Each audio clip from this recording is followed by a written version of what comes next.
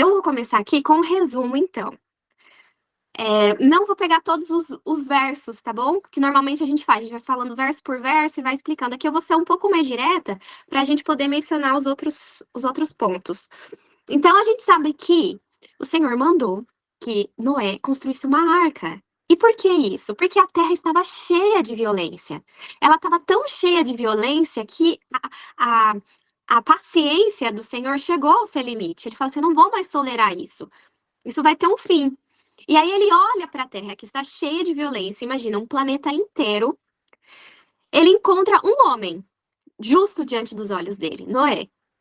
E Noé, é importante a gente lembrar que não quer dizer que Noé ele era perfeito, uma pessoa que não tinha tendência a pecado, mas ele foi encontrado justo porque ele foi justificado por Cristo, pela fé que ele tinha. Então, por isso que Noé, ele é um cara justo. E Noé, ele cuida da família dele, apesar de toda a influência, de todo lugar que está cercando ele cuida dessa família e essa família segue nos caminhos do Senhor. Quando o Senhor fala assim, Noé, eu vou te contar o que vai acontecer. E isso é interessante porque toda vez que tem juízos, o Senhor fala para os seus servos. A gente vê isso em Sodoma e Gomorra também. O Senhor vai e conta para Abraão o que vai acontecer com a cidade. E aqui ele fala: Noé, vai acontecer o seguinte. Por isso, construa uma arca. E aí a gente vê a mensagem do evangelho sendo pregada por 120 anos, enquanto aquela arca era construída. Depois da construção da arca, a gente vê que apenas 8 pessoas entram nela. E adivinhe, as 8 pessoas eram da família de Noé. Já parou para pensar nisso? Além das 8 pessoas, entre os animais. Então a gente vê 7 pares de animais limpos e 2 pares de animais impuros, tá bem? Quando todos eles entram dentro da arca, acontece o quê? A porta se fecha. E por 7 dias, nada muda. A porta tá fechada, os animais estão lá dentro, a família tá lá dentro, mas nada acontece. Só depois de 7 dias, a chuva começa a cair. E eu fico até imaginando, durante aqueles 7 dias, eles deviam ouvir o riso da multidão, os gritos, né? Deve ter virado motivo de chacota, mas eles não murmuraram, eles permaneceram fiéis e esperando o tempo determinado. Eles não murmuram de jeito nenhum. Isso eu acho muito interessante, porque eles fazem tudo o que era para ser feito. E tem um momento que parece que há uma aparente demora para a coisa de fato acontecer, sabe? Parece que a fé deles é testada nesse período. Tá, eu entrei na arca, eu fiz, e aí, cadê a chuva? E a chuva não vem. Você tem 7 dias, mas eles perseveram em fé. É, uma coisa que é muito interessante, eu até mencionei isso no arquivo para vocês, é que a palavra de Deus nos fala que não chovia. No mundo pré-diluviano, a atmosfera tinha uma condição diferente, né? Então, ali em Gênesis 2:5, quer ler para mim, Ana? Sim, e toda planta do campo antes de estar na terra, toda erva do campo antes de crescer, pois o Senhor Deus não havia feito chover sobre a terra. E não havia homem para cultivar a terra, mas ali subia uma neblina da terra e regava toda a face da terra. Tem gente que trabalha com plantas, dizem que quando você coloca esse tipo de irrigação que vem por baixo, é quando elas crescem mais fortes e maiores também produzem mais frutos. Interessante, né? Então você vê que não tinha chuva, como que as plantas então recebiam, né, a água? Era dessa forma, ela vinha como uma neblina, vinha por debaixo da terra, tá bem? Então imagina a cena, nunca tinha chovido, tá? E aí Noé ele começa a falar assim: se arrependam dos seus pecados, porque o Senhor cansou de ver tanto pecado, tanta violência, tanta coisa errada nessa terra. E ele vai mandar o seu juízo. E o seu juízo vai ser em forma do quê? De água, que vai inundar toda a terra. E só será salvo aquele que confiar no Senhor e entrar na arca. Gente, imagina a piada, porque nunca havia chovido na face da terra. Eles devem ter olhado para Noé e pensado assim: nunca choveu. E agora você tá me falando que a terra inteira vai estar coberta de água. Gente, e aí a gente pode imaginar as coisas mais é, ri- pesadas que eles devem ter falado, ridicularizado com Noé, né? É, e, e, e eu fico pensando nas desculpas que eles vão criando, especialmente quando você vê a arca pronta e todos os animais entrando, de par em par, dentro da arca. E os céus, então, eu fico imaginando, vem os animais da terra andando em ordem, em perfeita obediência. Os céus cheios de árvores, de árvores não, de aves, voando, esperando a sua vez para entrar na arca com o seu parzinho perfeitamente organizado. Eu fico imaginando o que que não passou na cabeça deles quando isso estava acontecendo. Que desculpas eles tentaram dar para dizer que aquilo era, não sei, é por conta a ciência, né? Eu fico imaginando eles chamando as pessoas mais conhecidas do tempo, sabe? Tipo os líderes da época. Tá bom, amiga, a gente espera. Eu fico imaginando, né? é, Todos esses discursos. E também fico pensando, será que desses que deixaram de entrar na arca, será que não teve pessoas que ajudaram a arca a ser construída? Será que não aconteceu isso? Da arca, eles começarem a ajudar a arca, talvez ser tocado por um momento pela mensagem, mas depois, pela influência dos outros, pelas circunstâncias, afinal de contas não era a minoria, eles acabaram deixando e se rebelando. Eu fico pensando porque são coisas que acontecem hoje, né, no nosso meio. Pessoas apostatando da fé, pessoas que têm o coração tocado pela verdade, mas que porque, não, o outro falou que é tal coisa, então não deve ser. E acaba rejeitando o toque do Espírito Santo, acaba rejeitando a voz do Espírito Santo. Por isso que eu sempre falo para vocês, aqui a gente vai falar de vários assuntos. E assuntos diferentes, assuntos que às vezes vocês nunca ouviram falar, às vezes vão ser assuntos de opiniões completamente diferentes, mas sempre, sempre vão até o Senhor de forma independente e coloquem aquele assunto em oração. Porque eu acho que até onde dá muito conflito no meio cristão, né? Ah, não, é assim, não, é assado. Porque as pessoas tentam roubar o papel do Espírito Santo de convencer, né? Então as pessoas tentam convencer umas às outras da verdade que elas acreditam. Só que, por mais que o Espírito Santo ele esteja nos conduzindo, na verdade, se eu tento fazer o papel que é dele, pode gerar atrito com o meu irmão. Então, qual que é o nosso papel nisso? É apresentar a verdade. Então, é apresentar a palavra. É apresentar também textos, talvez que vocês nunca tiveram ouvido, né? Então, eu vou apresentar isso para vocês. E aí, diante disso, por mais que eu falo, olha, eu creio dessa forma, eu sempre quero que vocês sintam essa liberdade da qual o Senhor também me dá. De, não, eu não estou forçando ninguém, mas eu estou te apresentando para você considerar. E até o Senhor em oração, e aí você tomar a sua decisão. Eu acho que o evangelho ele faz mais sentido assim, quando a gente prega dessa forma, de uma decisão pessoal de cada um, sabe? Então, é por isso que, por um outro lado, a gente tem muita responsabilidade com as coisas que a gente fala. Porque imagina que o Espírito Santo está conduzindo uma pessoa, revelando ela uma verdade, e eu me posiciono de uma forma que eu quebro essa influência do Espírito Santo, e eu posso desviar essa pessoa do que era algo que o Senhor estava dirigindo. Isso é muito sério, o Senhor vai me cobrar disso amanhã ou depois. Então, o que eu quero dizer? A gente tem que desenvolver essa dependência do Senhor e um pouco de independência dos outros na nossa tomada de decisão em relação ao que a gente crê, né? Então, sermos totalmente dependentes do Senhor. Enfim, continuando. Noé, a gente sabe, ele foi ridicularizado pelo povo, ele foi humilhado. A mensagem dele não foi uma mensagem popular, foi uma mensagem que a maioria rejeitou. E aí eu achei bem legal essa ilustração, porque eu fiquei imaginando essa cena, a família entrando na arca, as pessoas em volta, rindo, mas ninguém entrando, ninguém se convertendo de fato, né? Então eu fico imaginando a cena que foi nesse momento, a hora deles entrarem e a arca se fechar. Imaginando o coração de Noé como um filho de Deus, né? Olhando para todas aquelas pessoas que iam perecer e da qual ele se esforçou por 120 anos pregando. Então, Noé, ele sentia amor pelas pessoas, da mesma forma que a gente tem que sentir amor pelo nosso próximo ao pregar a palavra do Senhor. Infelizmente, a gente sabe o que aconteceu. Eles rejeitaram a palavra do Senhor. A arca se fechou. Depois de 7 dias começou a chover e eles estavam completamente perdidos. E a palavra de Deus nos fala que assim como nos dias de Noé, assim será também na vinda do Filho do Homem. É o texto de Mateus. Aline, pode ler pra gente? E como foi nos dias de Noé, assim também será a vinda do Filho do Homem. Pois assim, como nos dias anteriores ao dilúvio, comiam, bebiam, casavam e davam-se em casamento, até o dia em que Noé entrou na arca, e não o souberam até que veio o dilúvio, e os levou a todos. Assim também será a vinda do Filho do Homem. Gente, eu vi que eu errei. Coloquei 150 no PDF, mas você sabe que é 120, né? 120 anos. Corrigem lá depois, tá bom?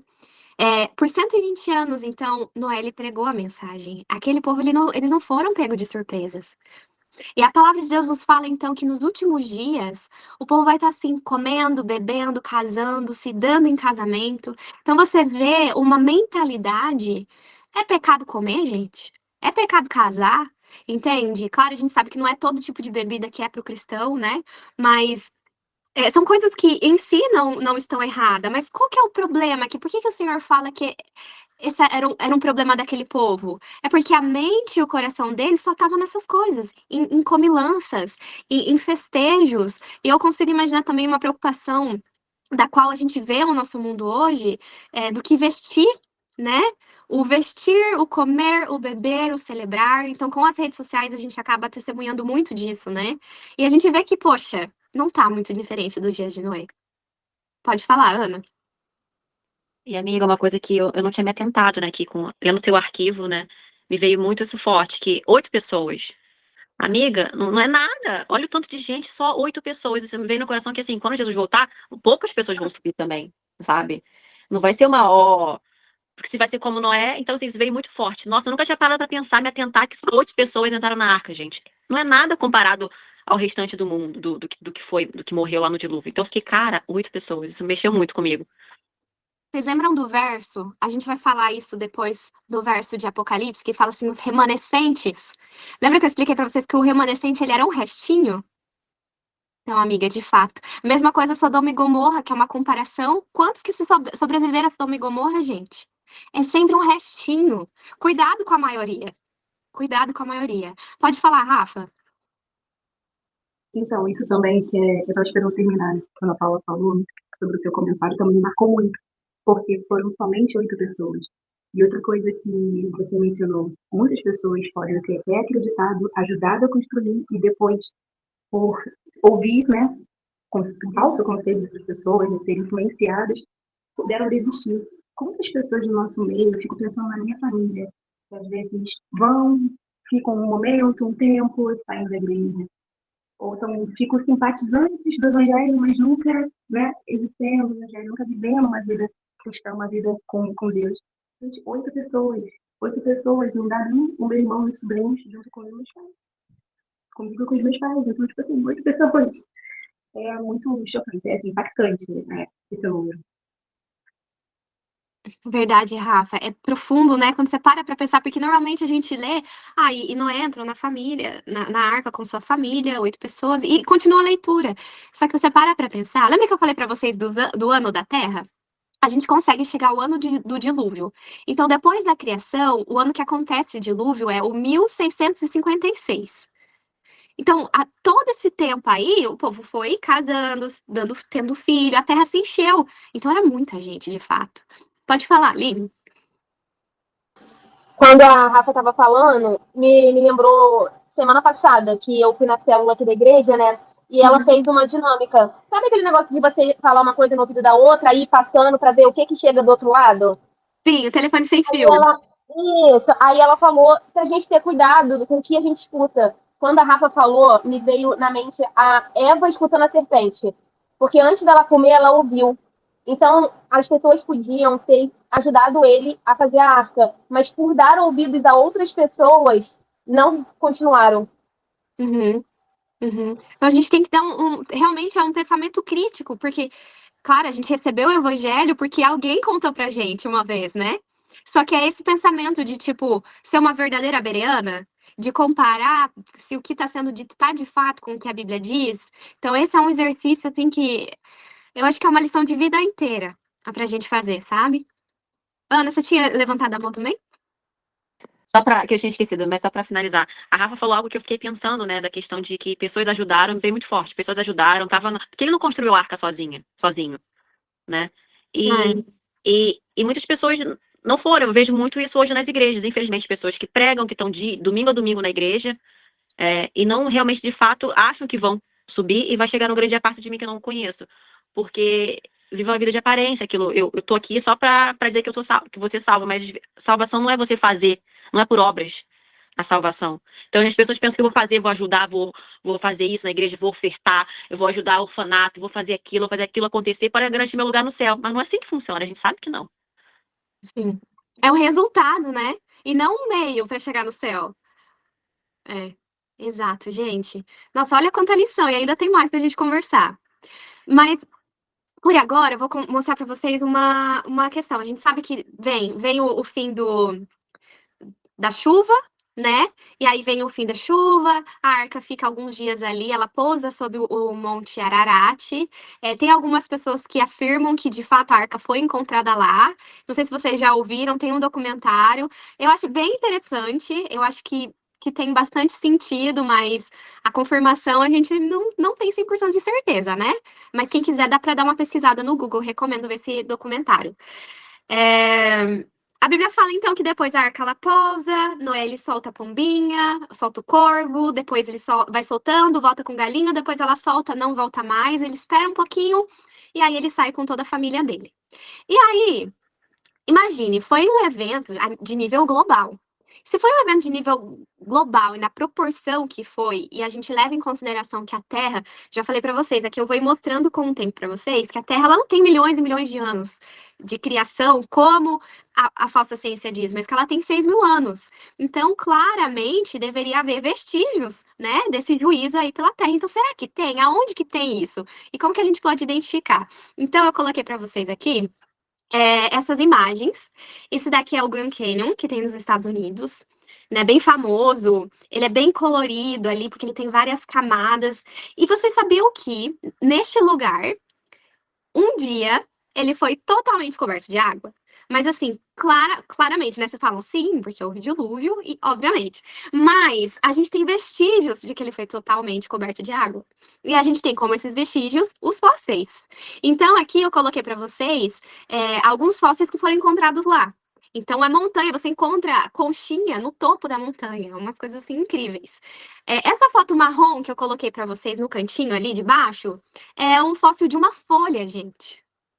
É, eu não sei se vocês sabem, mas para a formação de um fóssil acontecer, o animal tem que receber a porção de terra muito rápido, que é como se desse uma prensada nele, então no jeitinho certo para que ele pudesse ser conservado, entende? E aí o corpo dele vira mineral e aí ele se preserva de todas as formas. Então tem que vir, é uma coisa meio desastrosa para acontecer o, o fóssil.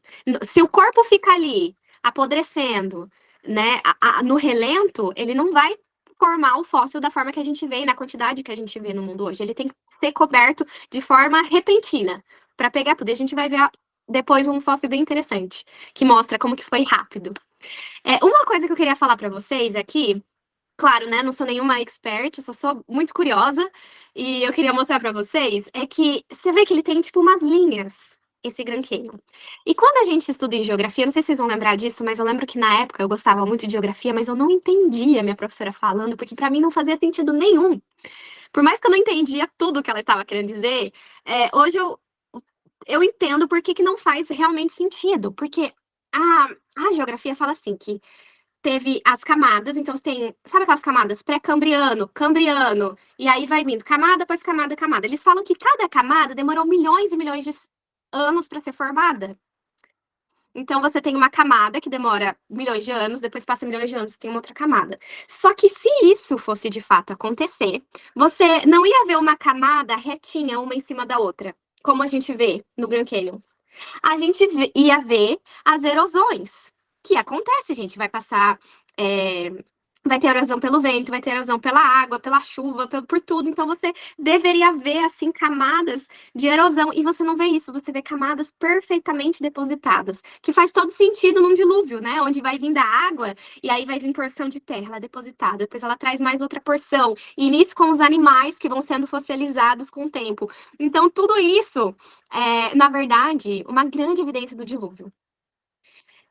Isso a gente encontra, sabe onde também? Eu tava falando dos Estados Unidos. Mas aqui são as Dolomitas na Itália. Então, no norte da Itália, tem essas montanhas, que são chamadas de Dolomitas. E Dolomitas, inclusive, ela é formada. Para ela ser formada, ela tem que ter estado debaixo da água. E tem que ter uma influência ali dos animais também que foram decompostos. E lá nas Dolomitas, você encontra o quê? De novo, fósseis de concha, fósseis de dinossauro. E, gente, tá em uma das partes mais altas da Itália. Entende? Num continente totalmente diferente. E você encontra de novo as mesmas camadas. E aí, a gente tem isso aqui na Inglaterra também. Inclusive, eu conheci a Ana nesse Seven Sisters. Eu acho que caiu a ligação dela. Mas eu conheci ela nesse paredão aqui, que a gente passou o dia inteiro só falando de Jesus. Mas esse paredão branco, para ele ser formado também, ele tem que ser formado debaixo da água e tem que ter esses resíduos de animais. E lá você encontra alguns fósseis na caminhada. Tem uma. Aqui na Inglaterra, como a Inglaterra é uma ilha, eu já fui em algumas praias. Então, essa aqui é mais para baixo. Tem uma outra que se chama, que é da Jurassic Coast, que ali sim as pessoas fazem, tipo, trilha para caçar fóssil, essas coisas. Encontraram vários de dinossauros. Você vai lá passeando, criança tá caçando fóssil, assim, tem muitos, muitos mesmo. Inclusive, esse aqui foi. Eu tirei foto desse em uma das praias que a gente foi. Você está vendo que tem, tipo, um negocinho aqui? E é uma pedra. Então, ali, no caso, ele já desgrudou, né? Mas dá pra ver o desenho dele. E, inclusive, gente, deixa eu mostrar pra vocês aqui. Vou até tirar um pouquinho para a apresentação, só pra mostrar. Porque eu separei. Lembra, Aline, que você falou assim, e se eu jogar suas pedras fora? Então, eu vou te mostrar as minhas pedras, amiga. O porquê que eu falei que eu gosto muito delas. Porque elas são uma evidência da palavra de Deus, uma evidência da obra do Senhor. E aqui eu tenho alguns fósseis. Então, eu vou mostrar, começando desse daqui, que é um chifrinho. A gente caçou, ele tirou de uma pedra mesmo. Mas ele é a cabecinha de um que parece como se fosse uma mini lulinha, sabe? Ele é a cabecinha. Então, ó, a gente tem esse. A gente tem um que parece um parafusinho. Não sei se vai dar pra ver muito bem. Esses, assim, mais de animais marinhos, né? A gente tem daquele da minhoquinha, ó, que você viu na foto. Ah, esse aqui dá pra ver melhor. Ó, tá vendo aqui? Esse é um fóssil. E aí, eu tenho também o âmbar, que o âmbar, ele é aquela seiva da árvore. Aqui vocês não vão conseguir ver muito bem, eu acho, no vídeo, mas o âmbar é a seiva da árvore, e dentro dele vai ter uns bichinhos também, então eles se fossiilizam aqui dentro. Eles ficam conservados, então você consegue ver os mosquitinhos e tal, todos antediluvianos. Mas o mais legal, esses são os mais assim, o mais legal é esse aqui, que é um peixe, gente. Olha só. E aí a cabecinha dele mais comprida. E aqui vocês veem até as escamas dele. Você passa, você consegue perceber perfeitamente as escamas, ó. A, a barbataninha dele aqui, do ladinho, a cabeça, o corpinho. Então, esse daqui, pra mim, é o mais especial. Então, todas as evidências do dilúvio, que de fato aconteceu. Então, eu acho bem importante a gente, como cristã, a gente ver essas coisas e falar, uau, nosso Senhor, ele não tá de brincadeira. Ele não deixa as coisas mal entendidas, mal explicadas. Ele fala sério. Quando ele fala uma coisa, ele fala de verdade e aquilo acontece. Então, eu acho que essas coisas aqui são importantes pra gente fortalecer a nossa fé, sabe? Na Bíblia. Nem tudo a gente tem evidências, né? Mas muitas delas, das quais a gente tem que conhecer e usar. É isso. Deixa eu passar aqui o outro slide. Fim do nosso momento nerd. Ah, até eu coloquei aqui pra vocês. Lembra que eu falei que tinha que ser bem rápido pro fóssil acontecer? Então, vocês estão vendo que tem ali um peixe, bem na hora que ele foi comer o outro, ele foi fossilizado? Então, você vê ele com parte do peixe sendo engolido. Aí tem de folha, tem uma tartaruguinha. Vixe, tem vários animais. Você pode olhar. O que não falta é fóssil nesse mundo. Bom, aí tem um outro ponto que eu acho interessante a gente conversar um pouquinho, que é sobre a questão da alimentação, né? Tanto que eu já falei com um pouquinho com algumas de vocês, falei com a Aline, com a Ana. A palavra de Deus fala assim, que quando então, né, passou o dilúvio, eles saíram da arca, né, Noé, ele constrói ali um altar, o Senhor se agrada, o Senhor faz uma aliança de novo com ele fala, olha, eu nunca mais vou destruir a terra por água, e aí ele tem um lindo arco-íris no céu, como, né, um sinal dessa aliança, desse concerto. E aí, você vê a mesma ordem que teve lá no Éden. O Senhor fala assim, multipliquem e enchem a terra. O Senhor fala a mesma coisa para o homem aqui. E aí, lá no Éden, a gente fala, o Senhor vai falar assim: olha, vocês têm toda a erva, todo fruto que dê semente. Só que aqui a gente vê uma mudança na dieta, o que faz todo sentido, porque imagina, gente, a terra tinha sido completamente devastada, destruída. Antes eles tinham fartura e variedade na questão dos alimentos, né? Tipo de frutas, ervas e vegetais. Agora a terra estava toda destruída, estava tudo começando do zero. Então, o Senhor ele permite que o ser humano ele faça o uso da carne também aqui. Então, a gente só vê essa concessão a partir do dilúvio. E eu até achei bem interessante, esses dias eu tava no Pinterest, eu vi essa foto. Quis trazer para vocês aqui, porque é uma coisa interessante. A gente vê a longevidade do homem mudando depois do dilúvio, ao mesmo tempo que a carne foi permitida, né? Então, eu gosto de refletir um pouco nesses paralelos. Então, de alguma forma, a condição física do homem, ela mudou e foi alterada depois do tempo, juntamente com a sua dieta. Então, isso é uma reflexão interessante para a gente fazer. Uma outra coisa que eu queria comentar aqui com vocês.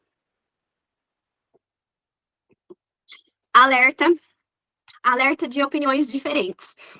Existem aqui pessoas que vão falar assim: olha, quando o senhor fala toda coisa que se move é por alimento, então alguns vão falar assim: não, é qualquer coisa que se move. Se moveu, pode servir de alimento. Então, se fosse inseto, se fosse até.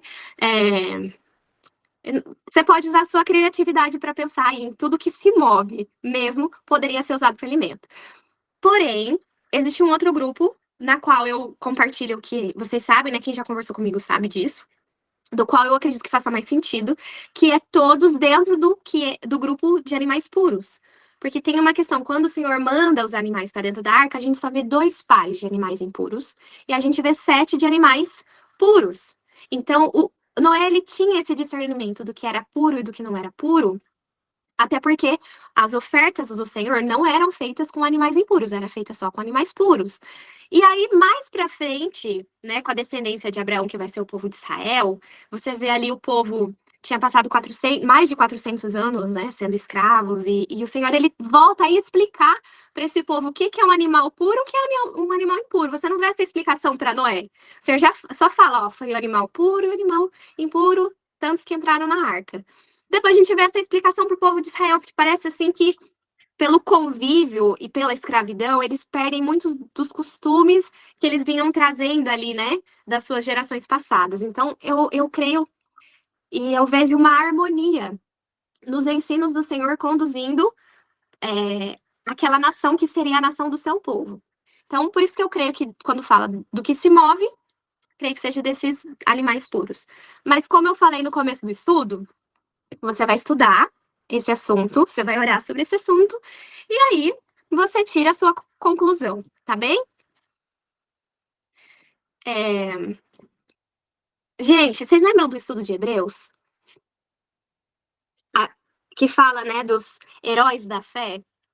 E a palavra de Deus vai falando aqui pra gente que, pela fé, Noé, tendo sido avisado por Deus a respeito das coisas que ainda não se viam, comoveu-se com temor. E ele preparou uma arca para a salvação da sua casa, pela qual condenou o mundo e tornou-se herdeiro da justiça, que é segundo a fé, que é segundo a fé. Então, olha só como que é interessante. Ele preparou uma arca para a salvação da sua casa. Então, pela fé, né, ele se torna herdeiro da justiça. Por que que ele se torna herdeiro da justiça? Porque pela fé, ele prepara uma arca. Então, isso eu achei uma reflexão interessante para a gente trazer aqui, Porque esse é um chamado para nós, como um povo, de estarmos preparando também a nossa arca. A gente já vai chegar nesse ponto. Quem pode ler para mim esse verso de 2 Coríntios? Eu leio, amiga. Uhum. E que acordo tem o tempo de Deus com os ídolos? Porque vós sois o templo de Deus vivo. Como Deus disse, eu habitarei neles e andarei entre eles. E eu serei o seu Deus e eles serão o meu povo. Amém. Amém. Então, olha só.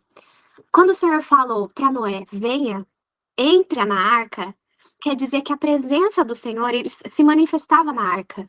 A arca ela só se manteve segura e preservou a família de Noé e o próprio Noé, porque a presença de Deus estava ali, não era a força do barco, entende? Porque o barco por si só, nas condições que o mundo estava, na tempestade que foi o dilúvio, ele não suportaria, mas a presença de Deus se manifestou na arca. Então, quando o Senhor ele fala assim, vocês são um templo. Nós somos o templo do Espírito Santo. A gente sabe que tem Deus Pai, Deus Filho e Espírito Santo. A gente estudou muito sobre a posição de Jesus no santuário celestial, né? E aí ele faz todo esse papel de intercessão e através do santuário no qual a gente pode ver também a vida do cristão, uma vida de santidade para quê? E seja preparando o seu corpo como um templo para receber o Espírito Santo. Que é aquele que capacita, assim, a gente andar em obediência, a gente ter uma vida transformada diante do Senhor. Pode falar, Aline. Amiga, quando você falou aí do animal impuro e puro, e eu cheguei a te perguntar, lembra? Porque em Êxodo, lá depois, ele vai explicar, né? Aí eu falei assim, poxa, como é que Noé sabia? Aí você me explicou. Mas lá em Êxodo 12:40, ele vai falar que os filhos de Israel permaneceram no Egito 430 anos. Cara, é muito tempo para depois eles saberem o que era impuro e o que não era impuro. Por isso que o Senhor explica de novo para eles. É. E o Uhum. que você falou do Noé aí mesmo? Que Noé era? Pregador da justiça. Obrigada. Isso é verdade, amiga, é muito tempo. É muito tempo. Tanto que você vê costumes dele e eles sofrem com isso, porque o Senhor leva eles no Egito, tira eles do Egito, mas o Egito continua neles, né? E aí eles estão reclamando, ai, que saudade dos alhos e cebolas do Egito. Por que que o Senhor trouxe a gente para morrer nesse deserto de sede? Tivesse deixado a gente no Egito. Você vê que o Egito tá impregnado no povo. E o Senhor tá assim, olha, eu separei vocês como meu povo. Eu cuido de vocês como meu povo. Eu vou explicar para vocês as coisas. Façam assim, façam assado, se organizem dessa forma. Até a higiene o Senhor mostra para eles, né? Porque você vê, eles estavam muito arraigados com a cultura e com o próprio Egito. Então, Noé ele foi sim um pregador da justiça. Eu gostei que você prestou atenção nisso, porque esse é o ponto que a gente vai falar aqui no final. Então, veja só, quando a gente fala, né, que a gente o nosso corpo é agora um templo para o Espírito Santo, a gente lembra do caminho do santuário? Então, a gente tinha o caminho do santuário. Olha só, como que é o quebra-cabeça. Então, a gente tinha os objetos ali e cada um apontava tanto para a trajetória de Jesus, mas como da nossa vida como cristão, né? Uma vida de santidade, um caminho de santidade. Então a gente tem ali o altar de sacrifícios, que é uma vida de sacrifícios e reconhecimento de Jesus como nosso Salvador pessoal. A gente tem a pia, que nos chama a ter uma vida de pureza. A mesa dos pães, né, que é uma vida que vai agir de acordo com a palavra de Deus. Nós vamos ter o candelabro, que a vida do cristão também é como uma lâmpada, é uma luz para esse mundo. E o altar de incenso. Então, um cristão que prepara a sua arca, ele também vai estar vivendo uma vida de oração e de comunhão com o Senhor. Então, o Senhor, ele nos chama. Então, assim como ele falou, não é? Venha para a arca. Ele fala para mim e para você, venha até a presença de Deus. E a gente vê isso em Hebreus, capítulo 10, verso 19. Pode ler pra gente, Ana? Pode ler os dois. É, tendo, pois, irmãos, ousadia para entrarmos no Santíssimo Lugar, pelo sangue de Jesus, por um caminho novo e vivo, que ele consagrou para nós, através do véu, isto é, da sua carne. Mas Cristo, ao vir como sumo sacerdote das coisas boas que haviam de vir, por meio de um tabernáculo maior e mais perfeito, não foi feito por mãos, isto é, não desta construção, nem pelo sangue de bodes e novilhos, mas pelo seu próprio sangue. Entrou uma vez por todos nós, por todos no santo lugar, tendo obtido eterna rendição para nós, ou redenção para nós. Amém. Amém. Então, o Senhor, ele nos chama até a sua presença. Ele fala assim, ó, pra gente ter ousadia de entrar no Santíssimo Lugar. E o Santíssimo Lugar, a gente sabe que é onde se manifestava a presença de Deus. Esse é o convite, o mesmo convite que Noé recebeu. Pode falar, Aline? Não, só fui tirar a marcação e ficou entrando cena. Ah, tá bom. Então, eu coloquei aqui, olha, o santuário, ele aponta para o plano da salvação. A gente ia receber o Cordeiro, o verdadeiro Cordeiro que tira o pecado do mundo. A gente ia ter um intercessor diante de Deus, né? Então, o santuário, ele aponta para o plano da salvação, mas ele nos mostra também que a vida do cristão deve ser uma vida de santidade. O Espírito Santo nos habilita a viver uma vida que reflete o nosso amado Jesus. Então, portanto, precisamos preparar o templo da alma, preparar a nossa arca para que a gente possa receber o Espírito Santo na nossa vida de forma abundante. E sabe, às vezes a gente fica pensando assim, tá, mas por que Jesus ainda não voltou? Eu tô aqui, eu tô buscando esse caminho de santidade, eu tô fazendo a minha parte, ainda tô aprendendo desse caminho, por que Jesus ainda não voltou? Porque a Bíblia fala assim que o Senhor, ele não tarda na sua promessa, mas que ele é longânimo. E olha só, no texto de 1 Pedro, capítulo 3, verso 20, a palavra de Deus fala assim que quando a longanimidade de Deus esperava nos dias de Noé, enquanto se preparava a arca, na qual poucas, isto é, 8 almas foram salvas pela água. Então, o que o Senhor esperava para mandar o dilúvio? Ele esperava que a arca ficasse pronta. Por que o Senhor não voltou ainda? Porque o dia que ele voltar, vai ter se encerrado o caso da vida de todos os indivíduos dessa terra. Vocês sabem disso. Por que ele não voltou ainda? Ele tá esperando que a arca seja preparada.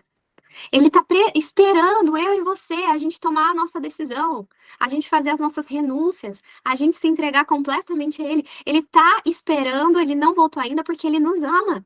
E eu fico me perguntando quantos ainda estão lá fora esperando para receber a mensagem. Por isso que a gente tem que pregar, mesmo que a mensagem seja impopular, que nem a mensagem de Noé. Mesmo que ridicularizam, mesmo que desmereçam a mensagem, ela tem que ser pregada. Cada um tem que ter a oportunidade de tomar a sua decisão pessoal. Entende? E a gente tem um papel nisso. Porque a gente vê que Noé, ele não ficou de braços cruzados esperando. Ele estava fazendo a arca dele, para ele e para a família dele. Não, enquanto ele construía a arca, ele pregava. A palavra de Deus fala que ele foi um pregador da justiça, né? Eu coloquei aqui. Noé, ele foi um pregador da justiça. Então, segundo Pedro, ele fala assim, olha, ele não poupou o mundo antigo, quando trouxe o dilúvio sobre aquele povo ímpio, mas ele preservou Noé, o pregador da justiça, e mais 7 pessoas. Então, assim como Noé, nós devemos ser também pregadores da justiça enquanto a gente vai preparando nossa arca. E aí, antes de eu falar qual que é essa mensagem que a gente tem que pregar, eu quero que vocês façam uma reflexão. Qual que era a mensagem de Noé? Alguém quer fazer esse comentário? O que vocês notam na fala de Noé enquanto ele pregava? Por exemplo, enquanto ele pregava, ele falava para as pessoas se arrependerem dos seus pecados, né? A gente vê o que mais? A gente vê ele chamando o povo para entrar na arca. O que mais que a gente vê na pregação de Noé? A gente vê ele falando assim: se arrependam, entram na arca, porque virá o juízo. E se vocês não se arrependerem, vocês vão perecer nesse juízo que vai vir. Cedo ou tarde vai vir. E existe essa mensagem, que é de forma clara, em Apocalipse 14. Apocalipse 14, a palavra de Deus fala que João, ele olha e ele vê 3 anjos voando no céu. Aqueles que têm o evangelho eterno, dizendo com grande voz: ouvir um anjo voar pelo meio do céu, tendo o evangelho eterno para pregar aos habitantes da terra, e a cada nação, e tribo, e língua, e povo, dizendo em alta voz: temei a Deus e dai-lhe glória, porque é chegada a hora do seu juízo, e adorai aquele que fez o céu, e a terra, e o mar, e a fonte das águas. Essa é a mensagem do primeiro anjo. Essa é a mensagem que a gente tem que pregar para as pessoas. Vocês devem adorar ao Deus Criador de todas as coisas. A segunda mensagem que a gente deve pregar, assim como pregadores da justiça, é a mensagem de que Babilônia caiu, aquela grande cidade, porque ela fez todas as nações beberem do vinho da ira da sua fornicação. Lembra que eu falei quem que é Babilônia? Babilônia, a grande meretriz, na qual a gente tem um anticristo conduzindo ela, da qual os reis da terra compram das suas mercadorias, inclusive de almas humanas. O vinho da sua fornicação, a gente vê isso. O que é fornicação na Bíblia? Ela é uma mulher que é adúltera. É uma igreja que ela se perverteu dos seus caminhos. E ela deixou o seu noivo. Então, essa mulher, ela dá de beber da sua fornicação. Ela oferta a todos que beberam da sua idolatria, dos seus falsos ensinos. E deixaram, né? Então, ao invés dela conduzir as pessoas a adorar o verdadeiro Deus, ela desvia para adorar os falsos deuses, na qual o próprio Satanás é adorado. No fundo disso. A terceira mensagem angélica diz em alta voz assim: se algum homem adorar a besta e a sua imagem, receber a sua marca em sua testa ou na sua mão, este beberá do vinho da ira de Deus, que é derramado sem mistura no cálice da sua indignação. E ele será atormentado com fogo e enxofre na presença dos santos anjos e na presença do Cordeiro. Gente, vocês perceberam a semelhança com a mensagem de Noé? Então ele fala assim: adorai a Deus e dai-lhe glória. Existe uma, né, agora a mensagem para o nosso tempo é: caiu a grande Babilônia. Ela tem dado para que todos bebessem da sua fornicação. Se alguém participar dela, depois a gente vai ver Apocalipse falando: sai dela, povo meu, para que vocês não pereçam junto com ela, porque vai vir um juízo. Então, essa é uma mensagem forte, mas é uma mensagem que deve ser proclamada pela última geração, a geração que vai estar viva, muito perto de Jesus voltar. Enquanto a gente pega essa mensagem, é importante que a gente conduza as pessoas para Cristo. É importante que a gente mostre, né? Olha, por que você deve adorar o Criador? Apresente quem é Jesus para essa pessoa, para que ela possa ver, sabe? Se desfazer de todas as mentiras, de todas as teias que Satanás tentou arredar a vida dela. E vocês falaram para mim, né? Uma das coisas que mais chamou a atenção de vocês é que só foi 8 pessoas serem salvas. Ali, quando a gente ouve a mensagem dos 3 anjos, a gente está estudando Apocalipse, a gente vê que a serpente, o grande dragão, ele corre atrás de um restinho do restinho da descendência da mulher. E Apocalipse 14:13 ele vai falar assim, ó: aqui está a paciência dos santos, aqui estão aqueles que guardam os mandamentos de Deus e a fé de Jesus. Então, queria fazer uma pergunta para vocês. Olha o chamado, vocês vão entrar na arca? A arca ainda está aberta. Amém, amém, amiga. A arca está aberta. Hoje é dia da decisão. Hoje é o dia do nosso posicionamento. Eu vou preparar a minha arca. Eu vou tirar todos os objetos. Eu vou me livrar de toda idolatria. Eu vou me livrar de tudo aquilo que é uma distração para que seja pedra no meu caminho para que eu possa se aproximar do Senhor. Eu vou ter uma vida, né, que busca uma vida de santidade, uma vida pura, uma vida que refleta a luz nesse mundo de trevas, uma vida de comunhão com o Senhor, de viver de acordo com a palavra de Deus, sabe? Você é uma pregadora da justiça, sabe? Essas mensagens aqui, até comentei com vocês. Muita gente, quando fala, claro, a gente não entrou nos pormenores, a gente já falou isso em outros estudos, né? Muitos são. Você até não escuta muito falar isso na grande mídia, porque quem se levanta para falar. As pessoas tendem a derrubar esses pregadores, sabe? Eles são fortemente atacados. Por quê? Porque a palavra, da mesma forma que Noé foi atacado, foi ridicularizado, não espere que essa última mensagem seja uma mensagem popular. Não espere ver essa mensagem sendo pregada em TV, em todos os vídeos do YouTube, porque ela é uma mensagem que é impopular. Então a gente tem que fazer o nosso papel e orar, né, pedindo para que o Senhor nos dê essa direção, para que enquanto a gente prepara a nossa arca, a gente pregue essa mensagem de justiça e para que muito, muito em breve o Senhor possa nos buscar, né, com a arca pronta, para que a gente possa estar em segurança no dia da volta dele. Amém? Amém. Amém. Amém, Gente, amém. quando eu acho que um assunto vai ser mais simples, o Senhor me surpreende. Ele me surpreende com umas coisas que ele pede para eu falar. Você tem algum comentário? Eu Pode quero falar. aceitar Jesus. Boa, amiga Aline. Peraí, Boa. Fala Rafa, daí fala Aline. O que a Aline falou? Que ela quer aceitar Jesus. Amém. Viu? Eu falei que ia ter apelo. Eu falei que ia ter. Rafa, o que aconteceu que hoje você tá em casa? Te liberaram? Então, eu não estou em casa. Hoje eu troquei plantão.